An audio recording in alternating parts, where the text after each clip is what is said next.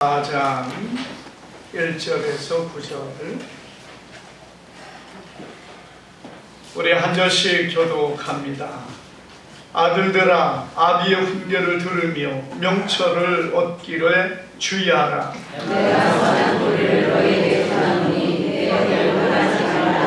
나도 내 아버지에게 아들이었으며 내 어머니 보기에 유악한 애아들이었노라.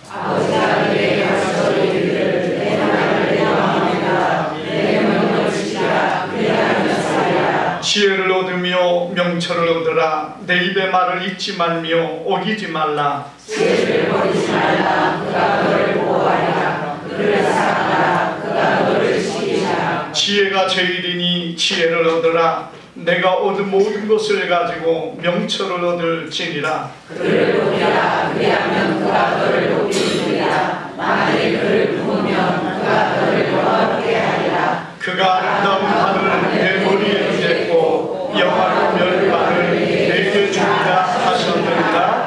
아멘. 우리 옆 사람과 한번 인사합시다. 잘 오셨습니다. 주님의 이름으로 축복합니다. 우리 오늘 귀한 말씀을 통해서 우리가 자녀를 위하여 해야 할 일이라는 제목으로 우리 말씀을 통해서 은혜를 나눌 때 주님의 그 은혜가 오늘 우리 가운데 함께 하기를 주님의 이름으로 축복합니다. 우리가 이 오늘 본문 잠언은 솔로몬의 잠언입니다.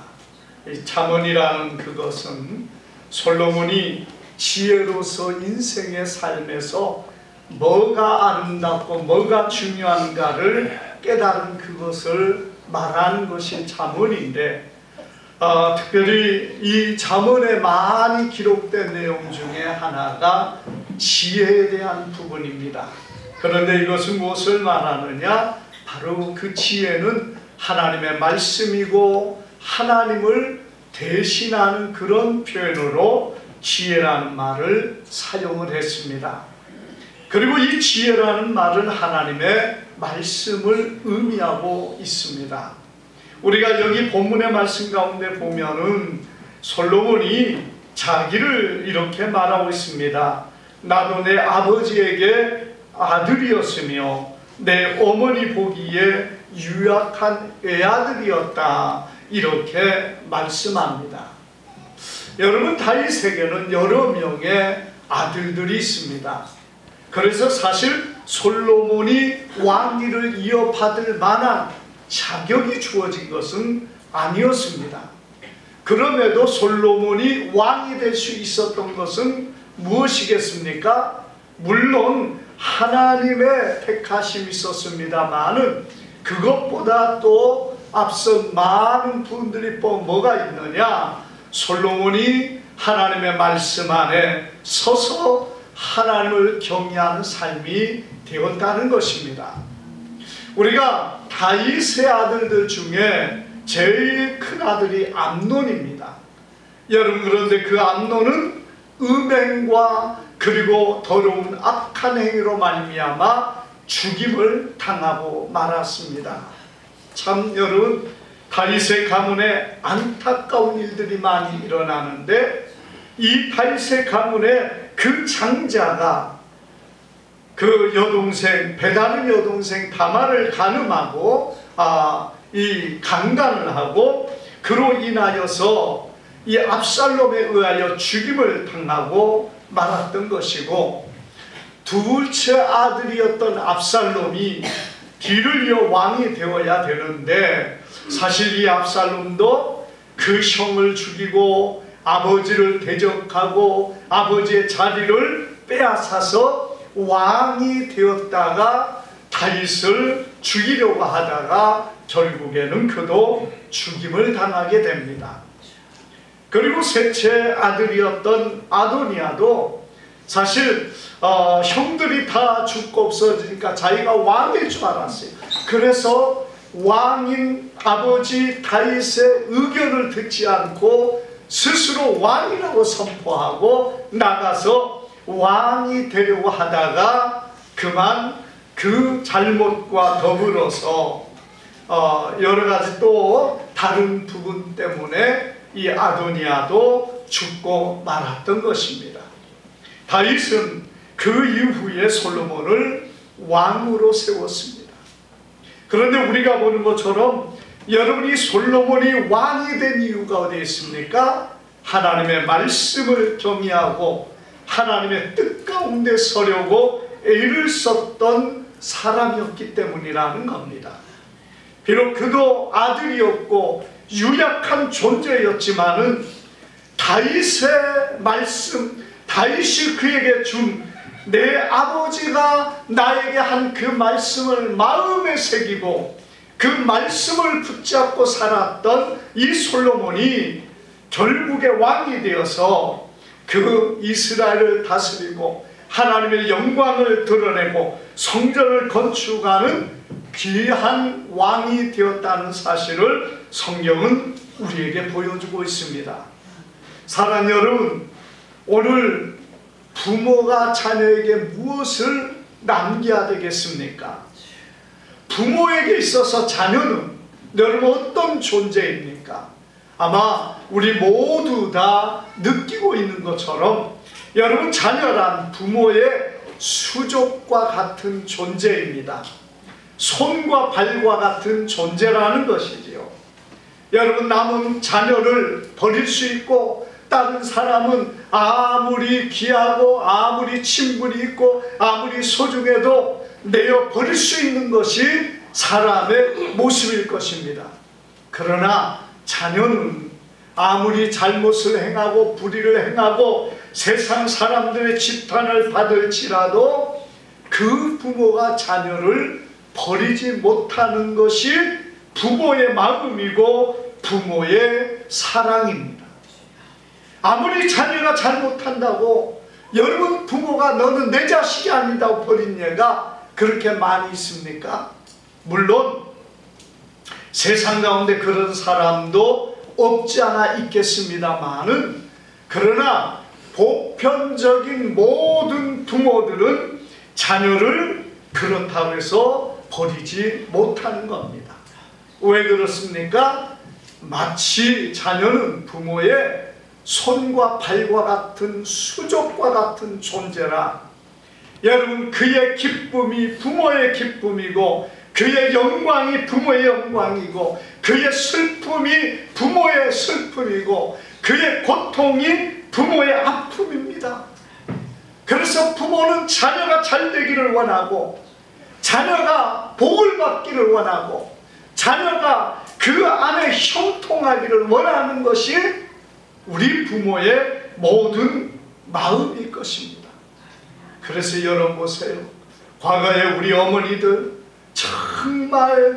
정말 인생으로 가장 고통스러운 그런 삶을 살면서도 자녀를 위하여 모든 것을 희생하고 모든 것들을 참으로 버리고 그 자녀를 위하여 사는 모습들을 우리는 많이 보아왔던 것입니다.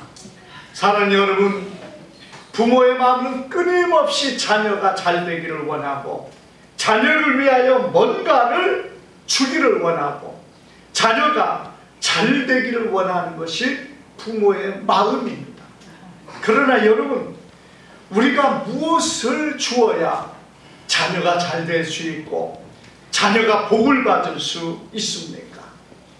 우리가 세상에 많은 것으로 자녀를 주는 것이 복이라고 생각합니다.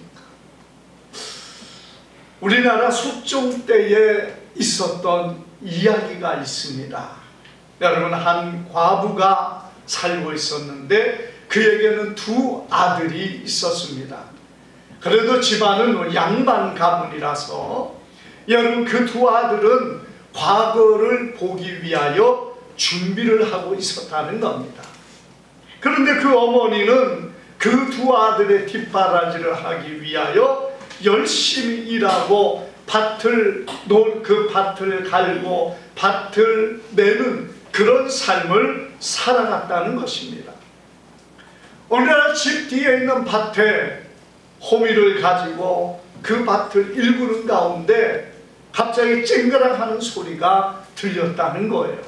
그래서 이것이 뭔가 하고 그 밭에 쨍그랑한 그것을 파보니까 거기에는 커다란 솥이 깊이 묻혀 있더라는 겁니다.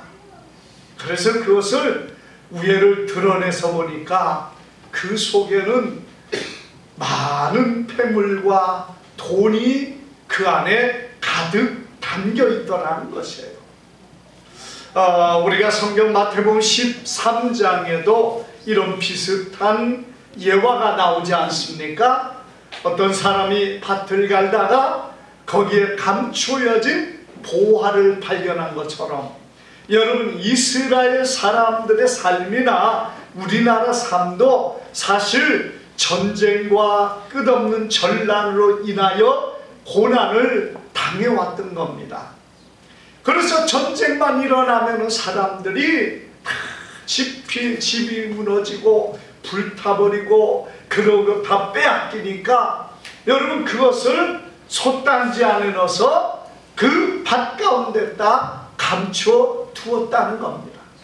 그래서 이 다음에 내가 살아 돌아오면은 여기에 이 묻힌 것을 캐서 그리고 다시 꺼내서 내가 살아야 되겠다는 그런 마음으로 그 안에 돈과 더불어 폐물들, 금과 은의 폐물들을 가득 담아놓고 도망을 갔는데 아마 그만 돌아오지 못한 것 같습니다.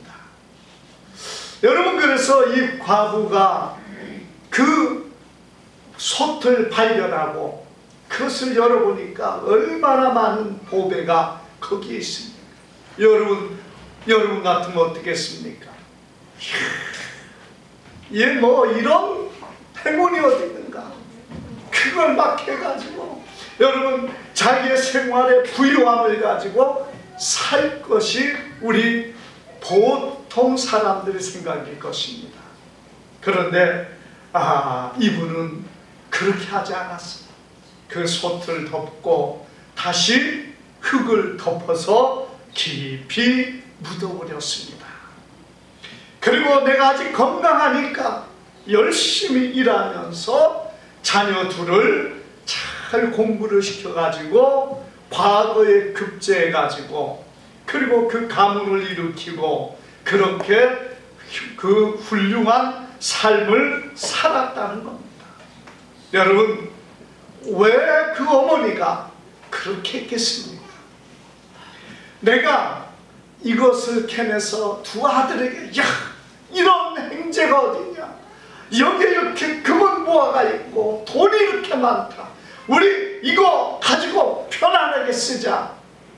여러분, 그 순간 자기의 자녀들이 공부를 그만둘 거라고 생각을 합니다. 어렵고 힘들 때 열심히 공부하고 노력해야 되는데 풍부해지고 넘쳐나기 때문에 세상에 나가 일하는 것에 대한 욕심이 사라지고 그리고 나아가서 공부하는 것이 이제 약해지면은 결국에 아무런 과거에 급제할 만한 가능성이 없다는 것이에요. 여러분, 이 어머니는 그것을 묻어버리고 아직 나는 건강한 모습이니까 내 힘으로 얼마든지 자녀를 양육할 수 있다, 이 생각을 가지고 살아갔다는 것입니다. 후에 그가 마지막 유언으로 그 자녀들에게 이것을 말하고 그렇게 돌아갔다는 것이에요. 여러분, 얼마나 훌륭한 어머니의 모습입니까? 우리가 우리의 자녀들에게 많은 것을 남겨두는 그것이 마치 부모의 소망처럼 되어버린 사람도 많이 있습니다. 그러나 많이 남긴다고 그것 때문에 자녀가 복을 받습니까? 물론 여러분, 자녀가 좀 어느 정도 살 수 있는 것이 잘 되는 것이 좋을 수도 있습니다. 그러나 오늘 여러분, 우리에게 중요한 것은 다윗도 솔로몬도 무엇을 말합니까? 나는 내 어머니에게 유악한 아들이었다. 그래서 그 아들된 솔로몬이 어머니 앞에 유약하지만 그러나 하나님의 말씀을 듣고 하나님의 말씀 앞에 섰을 때 하나님이 그를 세워주셨고 하나님께서 그를 놀랍도록 지혜로운 사람으로 세워서 세상의 그 어떤 왕들보다 세상의 그 어떤 사람보다 지혜로운 사람으로 하나님 앞에 섰다는 사실을 말하고 있다는 것입니다. 사랑하는 여러분, 하나님이 우리에게 우리의 자녀들을 위하여 무엇하기를 원하겠습니까? 첫째는 하나님의 말씀으로 바로 양육하기를 원하고 있는 것을 믿으시기를 바랍니다. 우리가 성경에 보니까 신명기 6장 4절에 이렇게 말합니다.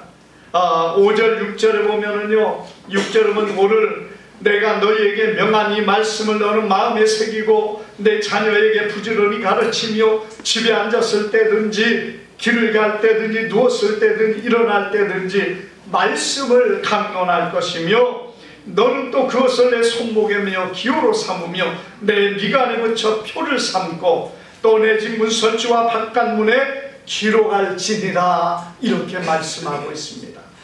여러분, 여기 말씀 가운데 보면은 자녀를 가르치는데 자녀를 양육하는데 하나님의 말씀으로 언제나 어느 때나 온 마음을 다하고 힘을 다하여 하나님의 말씀을 자녀에게 가르치고 그 자녀에게 그 말씀 안에 서게 하라는 것이에요.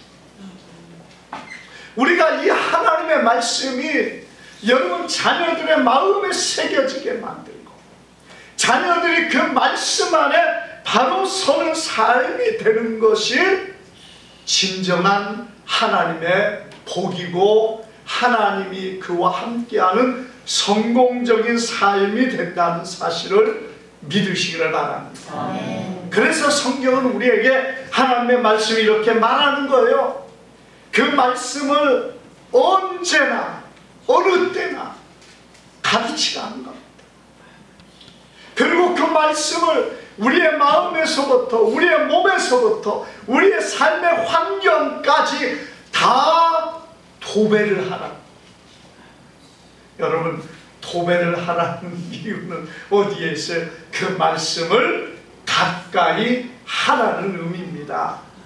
우리가 말씀 가지고 뭐 도배를 해야만이 되는 건 아니지만은요, 이 말씀을 항상 우리가 가까이 하고 항상 그 말씀으로 우리의 삶에 충만하도록 만들라는 것이에요. 여러분, 우리가 자녀에게 해야 될 가장 중요한 것이 이것인 줄 믿습니다. 말씀을 그 마음에 자녀들에게 부지런히 가르치라는 것입니다. 여러분뿐만 아니라 성경은요, 말씀을 내 마음에 새기고 내 몸에 매라고 말하고 있습니다. 우리가 이 마음에 새긴다는 것이 무엇을 말합니까? 잠언 6장 21절을 보니까 그것을 항상 내 마음에 새기고 내 목에 매라 이렇게 말씀했어요. 여러분, 마음에 새기는 건 어떻게 새깁니까? 새기는 것은요, 우리가 어떤 철끝을 가지고 뭔가를 새길 때는 계속 반복적으로 쓰는 겁니다. 반복적으로 긁어서 써야 새겨지는 거예요.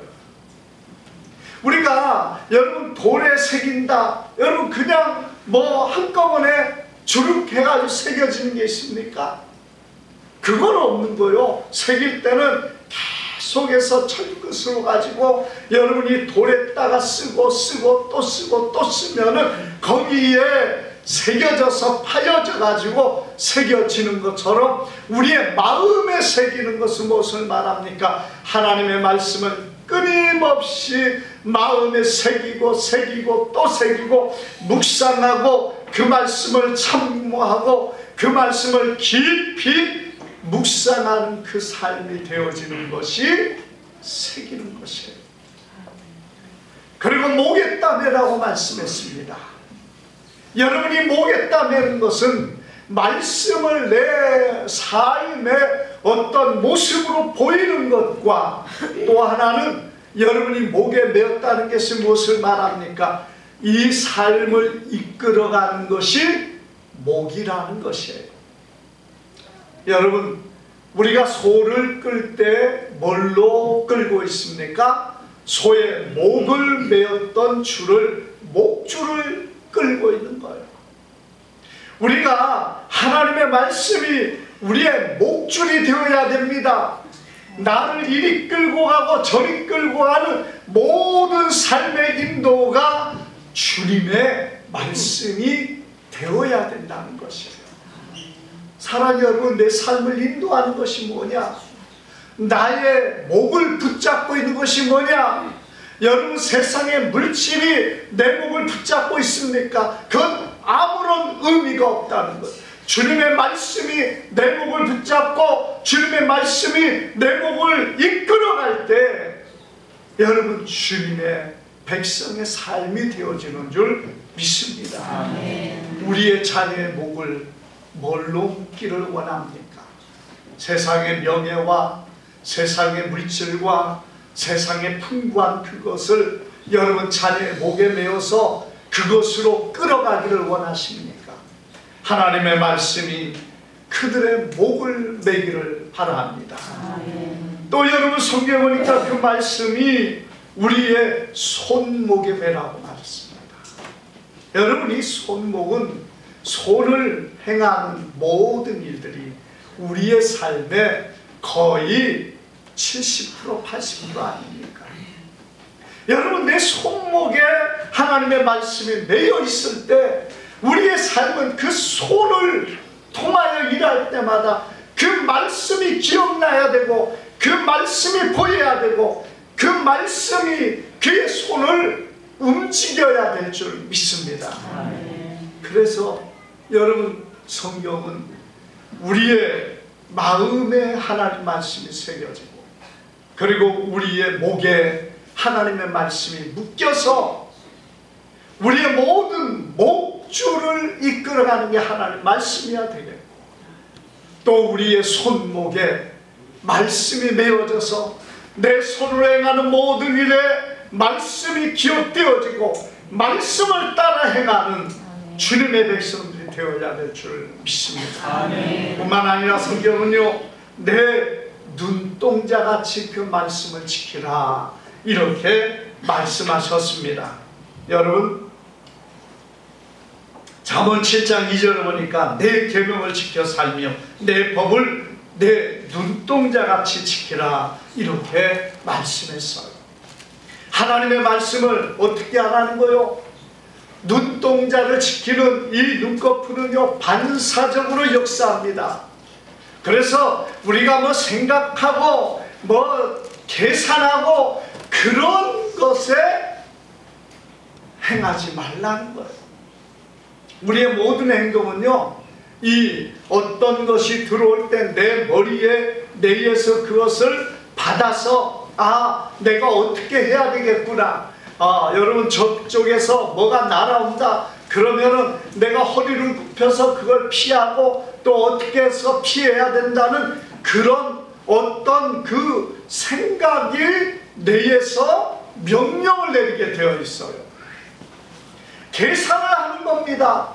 허리를 얼만큼 피해야 되고 얼만큼 옆으로 비켜야 되고 이런 계산을 한 다음에 피하는 거예요. 물론 우리의 머리에서 나오는 것이 얼마나 지혜롭고 빠른가는 여러분 우리가 이 권투나 이런 사람들 보면은 알고 있습니다만은, 그런데 눈동자를 지키는 눈꺼풀은 다릅니다. 여러분, 순간적으로 머리에 들어가지도 않고 뇌에서 판단하지도 않고 바로 그걸 차단하는 반사신경이 바로 이 눈꺼풀을 통하여 눈동자를 보호하는 겁니다. 여러분, 이 말씀이 우리에게 주는 게 뭡니까? 계산하지 말라는 거예요. 판단하지 말라는 겁니다. 하나님의 말씀을 내가 순종하고 지켜야 되는데, 야, 내가 뭐 이렇게 하면은 내가 손해고 이렇게 하면 내가 그런데 이걸 계산을 해가지고 어떻게 내가 해야 될까? 그게 아니란 얘기입니다. 하나님의 말씀은 판단하고 계산하는 것이 아니라 그 즉시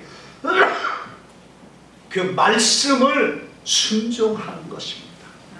사랑하는 여러분, 우리가 우리의 자녀들이 정말 주님 안에서 그런 존재가 되기를 위해서 여러분 힘써 자녀를 가르쳐야 될 줄 믿습니다.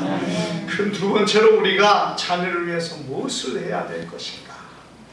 여러분, 자녀를 위하여 무엇보다 우리는 기도를 해야 됩니다. 정말 자녀들의 삶을 이끌어가는 게 누굽니까?